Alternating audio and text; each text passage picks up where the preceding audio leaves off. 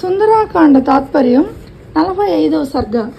రావణుని ఆదేశాన్ని శిరసావహిస్తూ అగ్నికి దీటైన తేజస్సుతో విరాజిల్లుతున్న మంత్రుల కుమారులైన ఆ 7 యోధులు రాజభవనం నుండి బయలుదేరారు.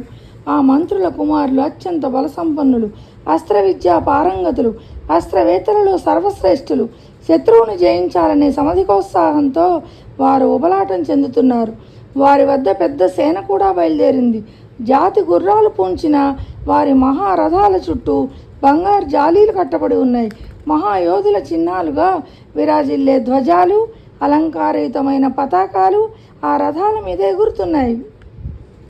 వారి రథాలు కదులుతున్నప్పుడు మేఘధ్వనులను పోలిన రణధ్వనులు చేస్తున్నాయి.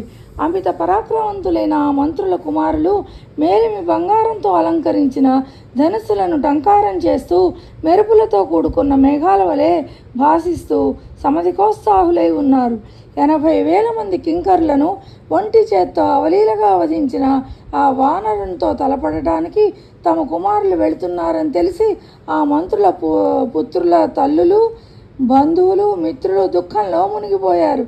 మేలిమి బంగారు భూషణాలు ధరించిన ఆ మంత్రుల పుత్రులు 7 వన సింహద్వారం మీద యుద్ధ సన్నద్ధుడై ఉన్న హనుమంతుని మీదికి పరస్పరం పోటీ పడుతూ దూసుకెళ్లారు.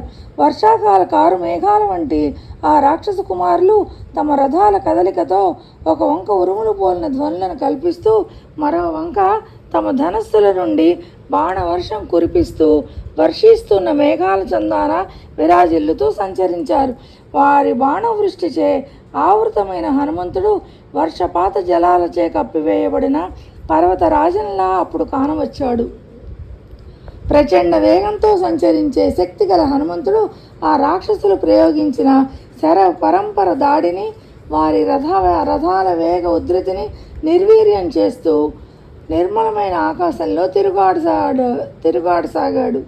ధనుర్ధారులైన ఆ మంత్రుల కుమారులతో అంతరిక్షంలో క్రీడిస్తున్న హనుమంతుడు ఇంద్రధనస్సులతో శోభితమైన మేఘాలసే విలసిల్లుతున్న వాయుదేవునిలా భాషించాడు. సాటి లేని ఆ పరాక్రమవంతులైన హనుమంతుడు ఆ రాక్షస సేనకు వణుకు పుట్టే రీతిలో సింహనాదం చేసి వారిపై తన అపరిమితమైన బలాన్ని ప్రదర్శించనారంభించాడు. శత్రువులకు సింహస్వప్నమైన హనుమంతుడు అప్పుడు కొందరిని అరచేతులతో చరిచి చంపాడు. మరికొందరిని పాదాలతో తొక్కి మట్టి కరిపించాడు. ఇంకా కొందరిని పిడిగుద్దులతోనూ గోళ్లతో చీల్చి చెండాడి సంహరించాడు. ఆ రాక్షస యోధులలో కొందరిని హనుమంతుడు తన రొమ్ము తాకిడిచే, కొందరిని తన తొడల మధ్య మధించి వధించాడు. మరికొందరు ఆ హనుమంతుని సింహనాదాలకే గుండె పగిలి నేల కూలారు. మంత్రుల పుత్రులతో సహా ఆ సైన్యంలోని అనేకులను హనుమంతుడు బీభత్సంగా వధించడం చూసి మిగిలిన వారు ఆహాకారాలు చేస్తూ భయంతో దశ దిశలకు పరుగులెత్తారు. ఏనుగులు వికృతంగా ఘీంకరించాయి.